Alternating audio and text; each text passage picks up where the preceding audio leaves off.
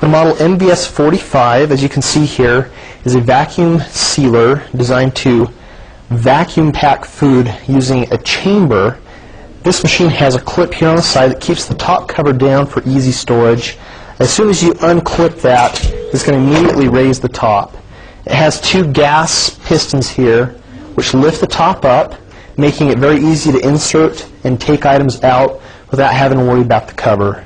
Each of these plates takes up space. If you're going to be vacuum packing something that's very small, what you do is you insert these plates inside of the machine, and it makes it so that it doesn't have to suck out so much air. It makes it easier. It's easier on the machine. It'll prolong the life of your machine while allowing you to vacuum pack products more efficiently. Now, each of these plates can be removed depending on how big the item is that you're vacuum packing. This plate here is probably only about 1/4 inch thick, whereas each additional plate's about 1 inch, 1.5 inches thick. We're going to be vacuum packing something that's very small, so I'm going to put all these plates in. And you just drop them down inside. Okay, now you'll notice this chamber, I've got these plates inside, but if I were to take all these out, the depth inside of this chamber is 8¼ inches deep. If you're going to be doing anything bigger than that, you want to take into account that this cover is dome-shaped. Now, if you're going to be doing something slightly bigger than 8¼ inches tall, you're going to run into a problem with it running into the edges around here. That's probably the only problem that we've found with customers that have purchased this in the past, is not taking into account that this chamber top here, this dome top, is curved. Now, this particular unit, the MVS45, has just one seal bar here. Now, I'm going to be using a bag. The bags look just like this. Now, this particular bag is sealed all the way around and has an opening where you can insert the product. Let me go over the controls for you. There's a red dial here that you're going to want to switch to on, and that activates the machine. There are 9 programs in here that you can program depending on the item that you're going to be vacuum packing. 9 preset functions. Now, as I'm getting ready to do my vacuum packing, there's an S button here for the sealer. I can push this and cycle through all the different features. I'm going to push this once. It's set at 99.9, which means when this machine is running, it is going to suck out 99.9% of the air inside the chamber. And you'll notice here that it's set on the vacuum. It's got several different stages here. Right now it's on vacuum. Now I'm going to push this button again. It's still on the vacuum. Now, what this particular feature does is it allows me to extend the amount of time that it's going to suck that air out. Typically, once the machine gets up to 99.9, it'll stop and the process is over. But if I add 10 on here, I'm going to have it last for an extra 10 seconds at the 99.9% pressure level. That's if you're going to be vacuum packing food that is porous. One item that we recommend extending the time on would be meat. For this demonstration, we're just going to leave that at 0, which is really all that you'll usually ever need to do. Now I'm going to push this again. Now the gas is a feature if you have a gas line or a gas tank hooked up to this machine. If you're going to be vacuum packing potato chips or something that's fragile and you need to leave some air inside, for preservation purposes, you can hook up a nitrogen air tank, for instance.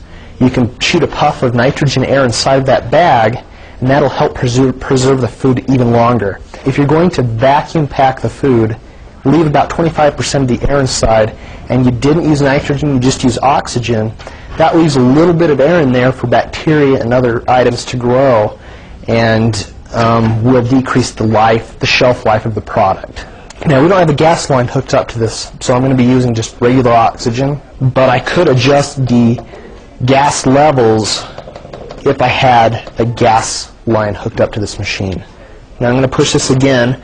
Now this is how long I want the sealing bar to seal the bag. We found that 2 seconds seems to be enough time. Now I could bring that up if I wanted to, but again, like I said, we found that 2 seconds is plenty of time. Now I can push this again, and it sets me back to the program 1. Now this level right here is the air return. We prefer to have this turned up all the way. Basically, this is how quickly, after the vacuum sealing's been done, that the air will return back to the chamber. If I have it turned up all the way, that means it's going to let the air in very quickly. Now, for some reason, I vacuum packing something, and having that air enter too quickly would crush it, damage it.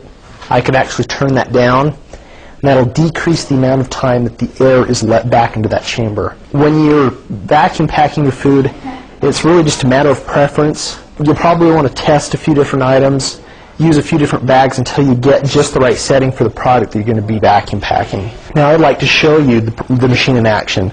I'm going to turn this all the way back to full air return. I'm going to be using the program 1, 99.9% of the air taken out. I'm not going to extend that. I'm not going to use any gas because I don't have a gas line hooked up. I'm going to have the sealing arm seal that bag for 2 seconds. And now we're back and ready to start. I'm going to be vacuum packaging peanuts. This gives you a good idea as to how the machine works, and you can see the plastic actually wrap around those peanuts. Now just to let you know what's happening before I actually start this up, what I do is I'm going to pull this arm down. Now the air will start sucking out of the chamber immediately. After about 2 to 3 seconds, the pressure of the vacuum inside will actually keep this top held down for me. What it'll then do, it's not going to actually suck the air out of the bag, it's going to suck the air out of the entire chamber. Now you've probably noticed with some straight bar vacuum sealing machines, it actually pulls the air out of the bag itself. The nice thing about the chamber, and I think that the chamber does a more effective job, is that it pulls all the air out of the chamber, then it seals the bag, then it returns the air back to normal, but because the bag's already sealed, the normal air returning back into that chamber, and as the atmosphere becomes normal, the bag will wrap around whatever's inside of it. So I'm going to turn this back on. As soon as I pull this arm down, it's going to activate the machine. So I'm going to set this on the table. Now again, this is the sealing area where it's going to seal that bag. Now if I were going to be sealing food, I'd put it in the bag, set it down. Now there are different sized bags available, so if you're going to be doing something bigger, you can get a bigger bag. If you're going to be doing something smaller, you can get a smaller bag. Now the amount of peanuts that I put in here, just about the right size for the bag, but I probably could go just a little bit smaller. Now I'm going to pull this down. It's relatively quiet, but you will hear it as it's being operated. I'm going to bring down this arm now, and as soon as I bring it down, it's going to start sucking the air out of the chamber. Now in a few seconds, I'm going to be able to let go of this.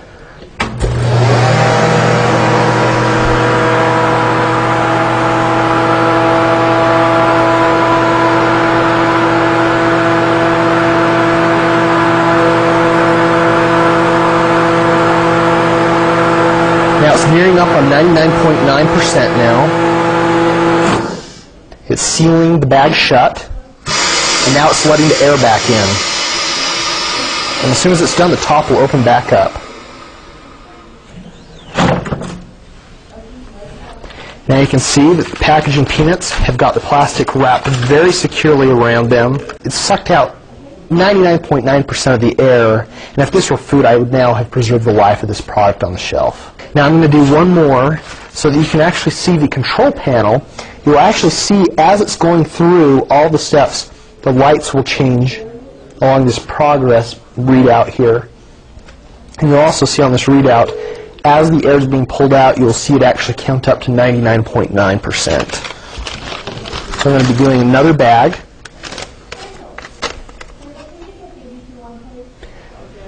Okay, so I'm going to take this arm back down again. And you're going to hear the machine activate.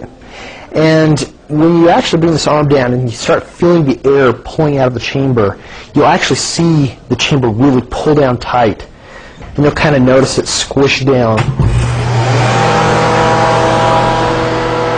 Now you can see that it's pulling out 70%, 80% of the air. It's nearing up into the 90s, going up to 99.9%.